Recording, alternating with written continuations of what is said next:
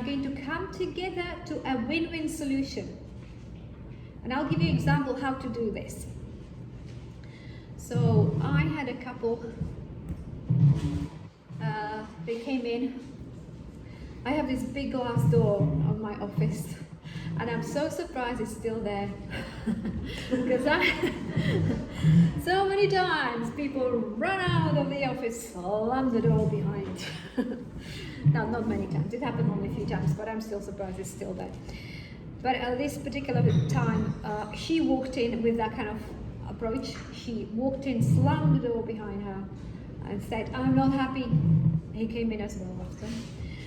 And I said, "Okay, what is the problem? What is the issue?" And she said, "Well, he's been invited to a wedding, and I'm not invited." Oh, okay. So I said, kind of expand on it a little bit. So the wedding was his daughter's wedding from previous marriage. And the relationship started with like a little bit of an overlap. Was it you two? I guess the way you smiled there. No, I'm kidding. So there was a little bit of an overlap the way relationship started. Like they were probably in the fourth stage, meaning loneliness. So he was invited, obviously. The daughter wanted dad at the wedding, but knew there is going to be maybe some kind of conflict with her mum and her. So she clearly didn't want her to be there, therefore didn't invite her. Yeah? And I said to her, okay, so what is, now we are trying to, the first thing with every single time we are trying to resolve conflict, first thing we focus on is the why. So I asked her, not in a judgy way or there's something wrong with it, but wanting to understand, why do you want to be at the wedding? And she said, well, they should respect me now. I am his wife. We've been together for 4 years. They should respect me as his new wife, and I should be invited to the wedding. And I said, why do you want to be in that wedding? Because the answer is not correct. That is not answering why. Why do you want to be at the wedding? And then after loads of no, she kept defending. I'm not trying to judge here. I'm just trying to understand why, completely neutral, do you want to be at the wedding? I said, imagine yourself in that situation. You are at the wedding, what does it go like? Well, not that great. Everybody's going to be talking about me behind my back. I think, yeah. So why do you want to be at the wedding? I said, I don't really want to be at the wedding. I just don't want him to go away for a whole weekend. I'll be sitting at home by myself. Real why. Whenever you start conflict or discussion, go what is behind the first answer. We usually answer the way we think that is going to make more impact, that is going to be politically correct. The way we feel, this is going to have more of a resolution, yeah? But the real why could be something completely different.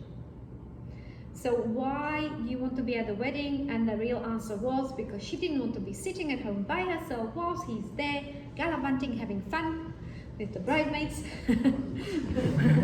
or whatever she was imagining, I don't know. I said, okay, great. Now we have the real why. We have real why. We have the real problem. We can find the solution. Yeah? So what is going to be the solution to this problem? Can anybody say? Reassurance. Yeah, reassurance would be something, but I don't think she would be happy with that, the way she found the door.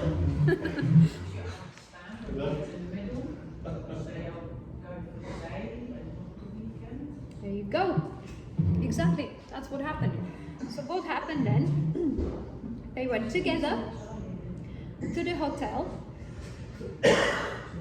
They spent the whole Friday afternoon, evening, had dinner in the hotel. Then they spent Saturday morning, then he went to the wedding. She went to have her massage done. She did a little bit of shopping, then she had her nails done, and then he came back to her, yeah? So, and then they had something together.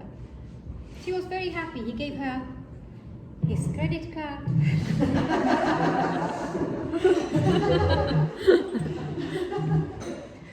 And we we came up with a win-win. Everybody was happy. Yeah?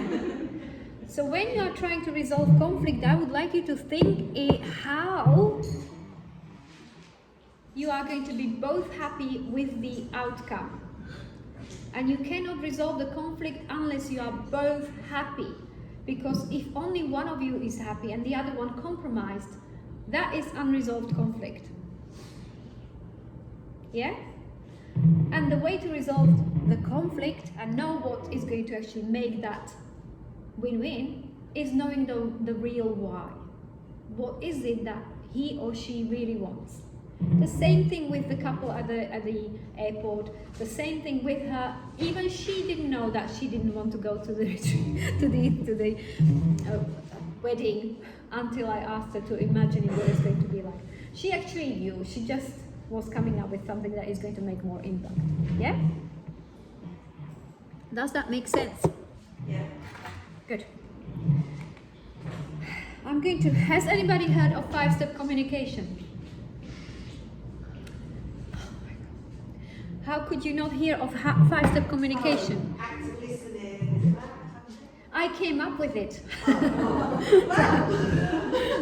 So you all had to hear of this 5-step communication. First step of 5-step communication is to keep calm.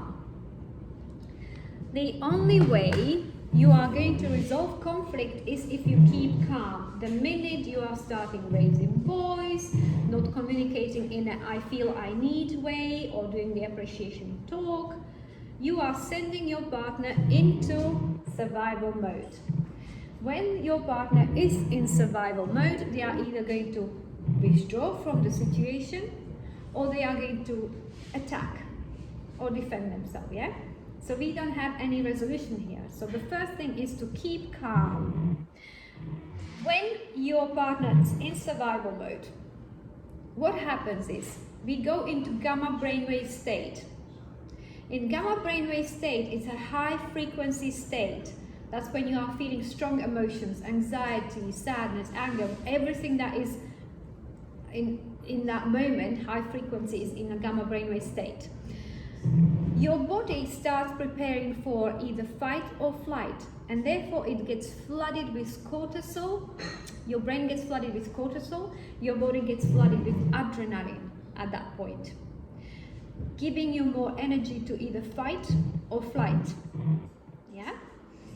When this is happening, this also happens when you live in prolonged stress. So when you have stressful job, when you have 7 children, all of these things are going to actually have impact on how you feel in day-to-day life. And if your stress is for long periods of time, you have too much cortisol in your brain. This is where panic attacks start. You have too much cortisol in your brain. What it does, cortisol goes around and kills these neurons in your brain, and a higher chance of Alzheimer's, dementia, all these brain diseases. So it's very important for you to calm yourself down and go into alpha. There are 5 brainwave states. The first one is high frequency, which is gamma. Second one is beta. Are you scared of me? Are you scared of me? Okay, good. And you are paying attention, yeah? Yeah. Then you are in beta. Next one is alpha. Alpha is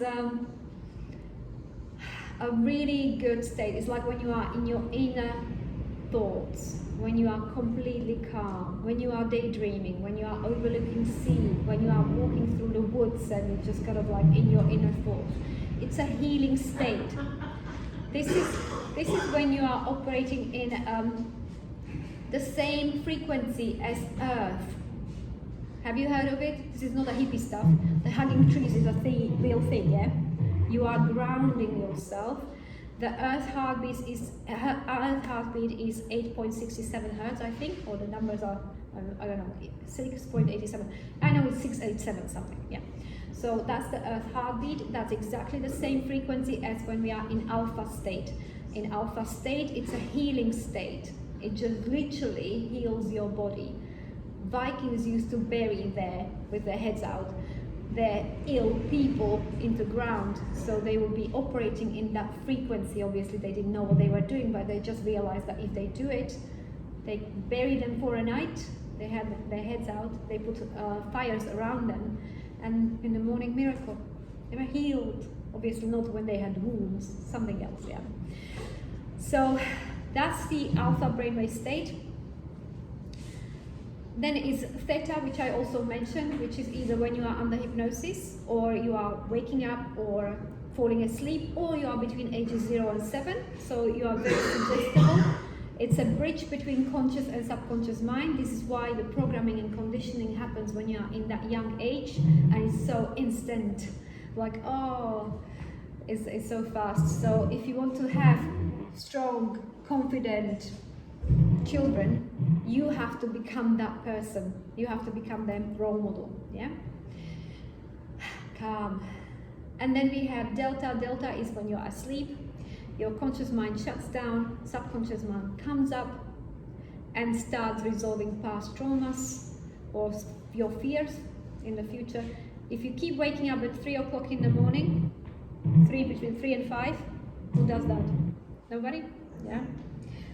You have too much on your mind. Your subconscious mind is trying to resolve something that is not resolved, and that needs to be addressed. Yeah?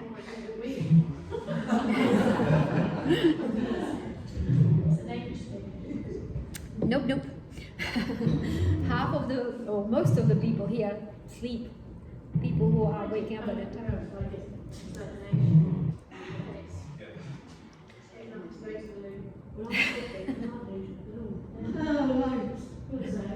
But when I need to wee there and then. But then I can wake up and needing that wee, but then I can go back down and fall back asleep. So I think that's maybe, is that the subconscious mind still waking you up to need? Yeah, it's trying to, it's sending you a message. If you imagine that your thought is a message from your brain, and emotion is a message from your brain that something needs attention. People who suffer with anxiety, by the way, something needs attention, something needs attention. It keeps sending that message over and over, and it makes it louder and louder, because basically you are ignoring the thing that needs attention. You know, when people go on antidepressants, I really don't like it. I really don't like it, because what is happening is there is an issue, and your brain is sending you a message, resolve this issue, and you go, nah, do you know what, I don't want to feel this, we are going to go on antidepressants. I understand antidepressants for maximum 6 months when you are feeling suicidal, but other than that, the first thing would be, what is the problem? This is emotional intelligence, by the way. What is the problem? Why am I experiencing this emotion? How am I going to resolve this emotion? It needs action. It's not going to go away. Yeah? So, anyway, so we keep calm. There was a long way to say we keep calm, yeah? So, because it's very, very, so yes, what I was trying to say there, if you send your partner into survival mode, they will stay in that survival mode minimum 20 minutes. That's how long it takes for cortisol levels to go back to normal, and they can start using their cortex, which is the logical part of the brain. So you cannot do, but let me just explain, and they are moving away. Sometimes they just need to leave the situation so they can calm down. This is why I said there is a difference between stonewalling and somebody just withdrawing from the situation, because they know they need to calm down in that situation. Yeah? So minimum 20 minutes. Going into corner and counting till 10 can a little bit help, but it's not really that effective. In those 20 minutes, you have to then start putting yourself into your partner's shoes. When you put yourself into their shoes, even if they are not communicating their need and want correctly, you might find out yourself. Because how would I feel in that situation? What would I need in that situation? Maybe I need more reassurance. Maybe I would be a little bit upset about that. Maybe I would do exactly that, or even worse. Yeah? So in those 20 minutes, you are going to put yourself into their shoes, and that is going to calm you down. Now, you then ask yourself, on this emotional scale, like how angry I feel, how frustrated I feel, how sad I feel, whatever emotion you are experiencing, between 0 and 10. If it's anything over 3, you are not ready to have communication yet. You need to go back, calm more, and then come back. If the situation starts getting worse, you say, darling, I love you, I want to hear what you have to say. I'm not hearing it because it's not being communicated correctly at the moment. I need to take myself away and I'm going to calm down. But you always reassure your partner, especially when you deal with somebody with insecure attachment style. The fear of abandonment kicks in, and then you go, no, don't go, let me just tell you this. Yeah? So you just need to kind of reassure them and say, I still love you.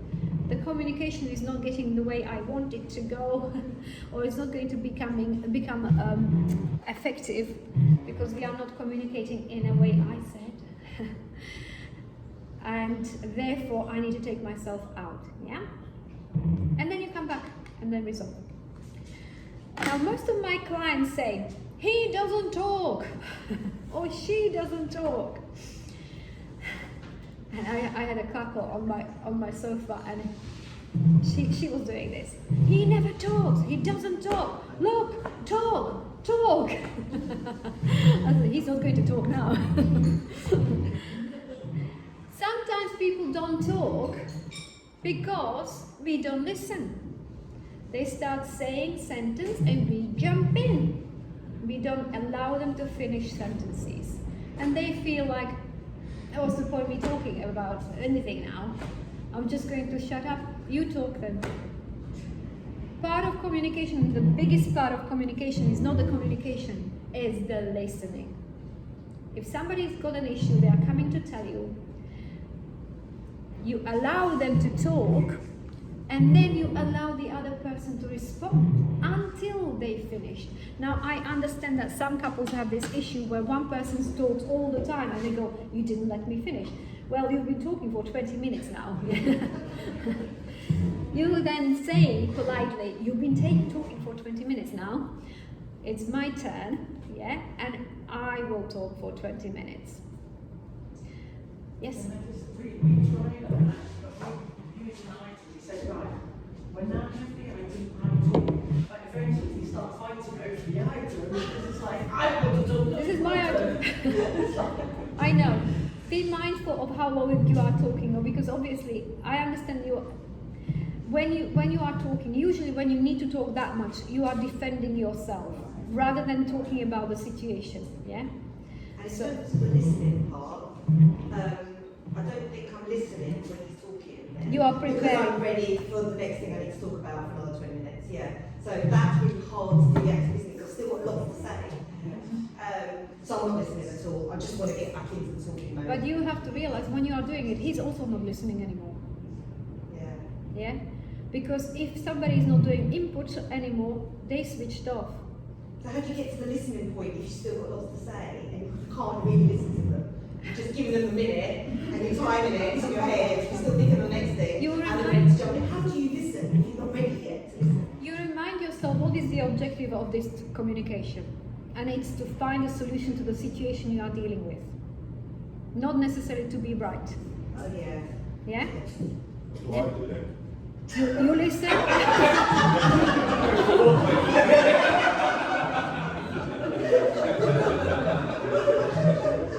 You become a little bit assertive in a way. Yeah, but I'm a very good listener. But it gets to the point where she goes over the same thing over and over and over again, and it does my head in. It's like, you know what, I don't want to listen to this. You come to the step number 3, which I'm going to say. Step number 3. I understand.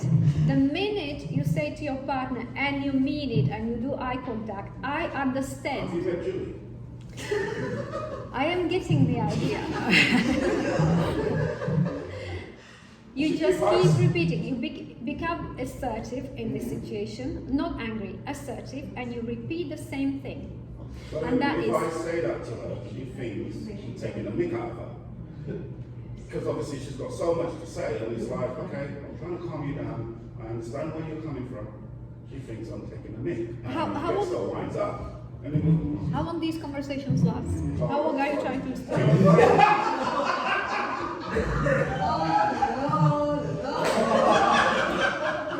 so I can't take it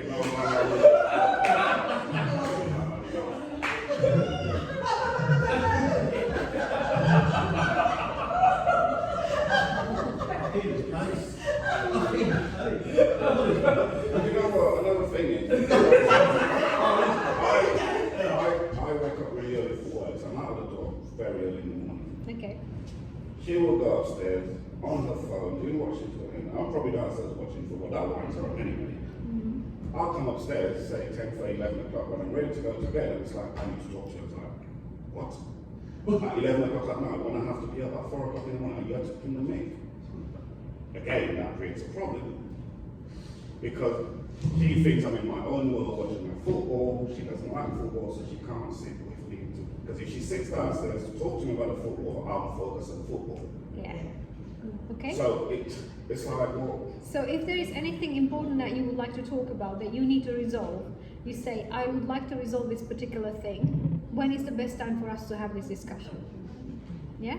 That would work for you and me at the same time. It's Yeah? like diarising it then. I'm going to put the appointment in the book. Oh yeah. You should be able to just say, look. No, sometimes you need to. Well, the fact is, certain things happen when you have families, when you have children, when you have jobs, when you have all of these things. Yeah. Sometimes you just have to, if it's important, sometimes you actually, after a while, go, oh, that wasn't even important, yeah. But if you have something that is important, you might have to actually do that, yeah. We can't spontaneously just go and do that. But I would like you to become a little bit more assertive and say, I understand, I already understand, and then repeat what you understood. So when you are saying like you are discussing something, and I know why you are doing it, because you are thinking he doesn't get it. Yeah, He he's not doesn't. understood me, he's not Yeah. heard it, it's going over his head, that's how I feel, he's just glazed over. Yeah, exactly. So when you are really paying attention, say, I understand, I feel that this is what you mean, or this is what you want, this is if your this is where I'm need. going wrong, I don't say I feel I why. feel. Yes. So yes, I understand where you're coming from, I don't believe but it. she doesn't believe me. And it's like, Exactly. So when you repeat what you think she is saying, she will then calm down and go into, okay, he gets it, he Yeah. gets it, and you can That's the stop. reassurance bit, then he's giving The you conversation will yeah. stop. So listen for like the period until you understand, and then say, can I just say, I understand, and is this what you are saying? right. Yeah? That would actually help me as well, because me repeating it back, which he doesn't do, will make me know that he did hear, and then I Yeah. can leave that alone. then. Exactly. Yeah? A lot of it being to resolve as well. Because I think a lot of it is really, as you said, it's about are you honestly trying to resolve it, or are you trying to have an argument Yeah. with yourself right? But the fact is, if you're genuinely trying to resolve it, if you're making concessions, Yeah. like making an appointment, because when that's the time it's going to get resolved, as opposed to saying it's going to happen now, because I want to let off sort of thing. So I think a lot of it is saying, what am I actually trying? So you're honest with myself, what am I doing here? Yeah? And if you genuinely want to resolve it, you're going to make those concessions, because that's Exactly. what the destination you want to reach, isn't it? 100%. So you have to ask yourself that question quite a lot. Yes? But Frank? sometimes too is about the other party trying to get stuff off their chest, not necessarily requiring a solution. Mm-hmm. So Yep. it's also like I don't know how you deal with that situation. This is so You just- funny. I had this discussion, it just reminded me of this discussion. So I had this discussion because this is the dynamic, and I'm sorry it's going to come across like this, but naturally men are problem solvers. They are very analytical. Not everyone, I'm not saying this is 100%, but if a woman comes with I want to speak to you about something, they go, right darling, you have to do this is the issue, blah, blah, blah, we are going to do this, we are going to resolve it. And then when you don't do it, they get upset, well, I told you what to do, why didn't you do it, yeah? And I was having this conversation, women just want to be heard, they just want to be listened to, they already know how to resolve the issue. They really don't need your step by step, this is what you are going to do.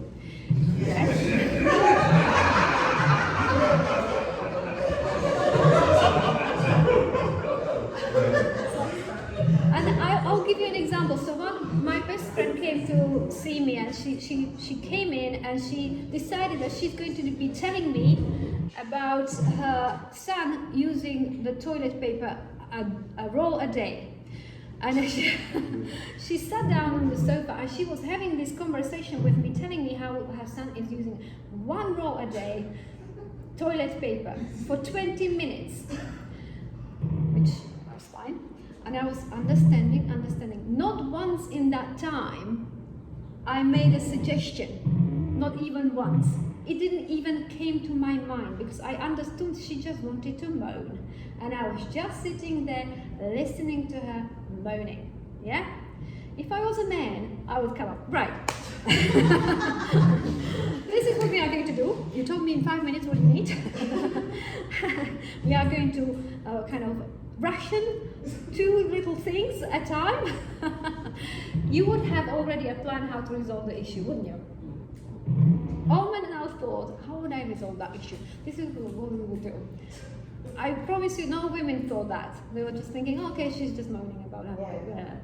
And that's what we are going to be doing. So sometimes when women come to talk to you, just sit there and listen. Unless there is a specific issue, and in that case they will say, can you help me with this?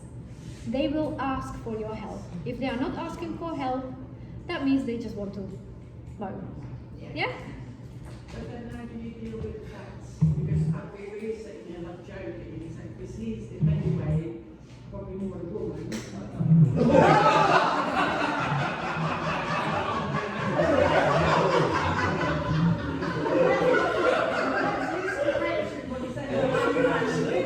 He's actually right, because in that situation, what you said about the toilet paper, for example, he will say our son, and our son does, don't get me wrong, he does, he uses 2 big towels, has to shower twice, blah blah blah. I'm not going to go on 20 minutes now talking about this stuff. But it drives him mad the amount of time, and he's moaning about it. I let these things go, and they're trivial, they're not important to me, it doesn't bother me. It bothers him, and then he wants to fix it too. Okay. So, but I find when you end up with a clash, in that situation, what do I do? He will end up with a clash with the son, because the son is just Because my other son's saying there's no towel in it, so they can get it back, and I'm trying to so he's resolve it. You know, trying if one's help, he's it's doing that, Mhm.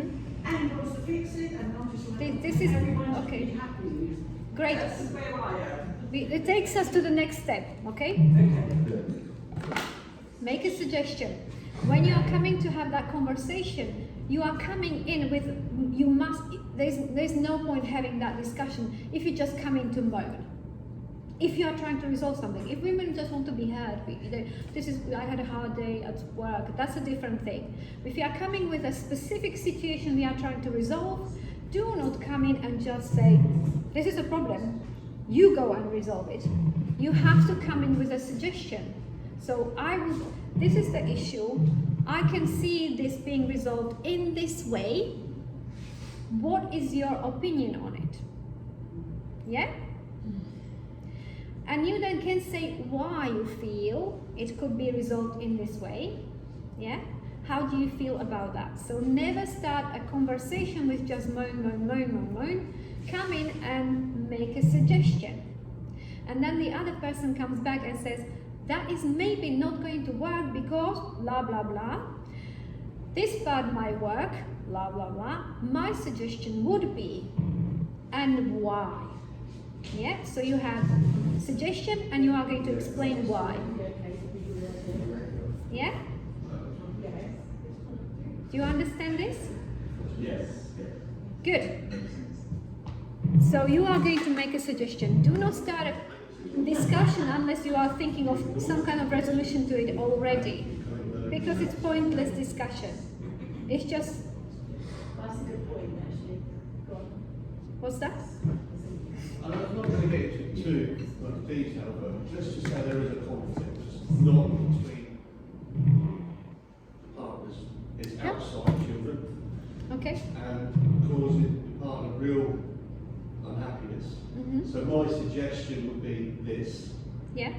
and they don't take that suggestion on. Then another week later they came back with exactly the same frustration and upset caused by that family member, and I say, look, I gave you my suggestion, you ignored that, And that's exactly and what I just now said. please don't come to me in the future, because I've offered my suggestion, but they still treat you like they are, and until you do something about it, that's how you're going to feel. Because this is exactly what I just said. That wasn't the situation that needed to be resolved. This was just something somebody wanted to be heard and listened to and moan and just understood.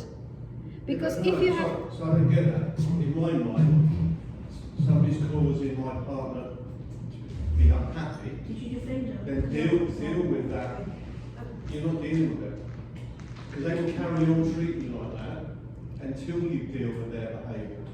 Maybe she's used to helping with the behaviour. Let's ask. Sometimes I just think it's easy just to let it go and Yeah, it but then resolve 3 months itself. later, they'll come back with the same behaviour because it was, you said it yesterday, if you don't resolve the conflict, it will just keep coming back and back and back. So you have a situation. I think the problem is not here about the situation being resolved.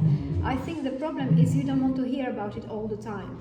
No, I don't, because I've offered my suggestion. Exactly. It's either do it the way I want you to do it, or don't tell me. Yes. And that then Well, you don't leaves me know. feeling, No, that's exactly right. and that leaves me feeling shut down, and not listened to, not You're heard, not being listened to. And here we You're go. not dealing with the behaviour. in the way you want it. No, not the way I think, the way they should, it needs to be resolved. Perfect example. If children are talking to a parent disrespectfully, you need to deal with that disrespect. But if they don't, i.e., I'm not getting specific, put the phone down on you while you're in conversation, but then the following morning you go, oh, hi darling, how are you? Well, they put the phone down on you yesterday, you haven't dealt with that. Mhm. The So next time they put the phone down, oh, I'm really upset about that. Oh, you should have dealt with that last time. this is not about that. This is all about not being heard, isn't it? Isn't it? So when I am in pain, when I am feeling negative emotion, I want somebody to come and say, "It's okay, darling. It's a situation that is there, but we are okay. We are together. I understand your pain. I understand your hurt. Isn't it about that?" There. Yeah. I don't need it to be solved. Exactly. It just Yeah, needs I'll say first, I if you really can don't fix it, need I to can ask solve you to it. fix it, stop. I just need to I hear don't it. know what the cheapest suggestion, I'm like, ask for it. But when they keep coming, I do get that, and they keep saying the same problem, with work. But you just the way you respond there. I understand this is upsetting to you, darling. Which I do. Yeah. I do understand, so how do you think we should approach it, or do you think we should do it? And it's, I just need to get it off my chest. Exactly. But when you have someone coming home for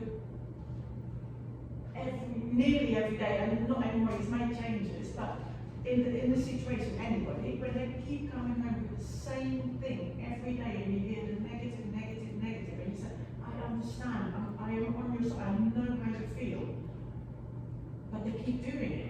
What- So let's go into like, okay, so let's go to Can I just emotions. say So, something? yeah. About that? I think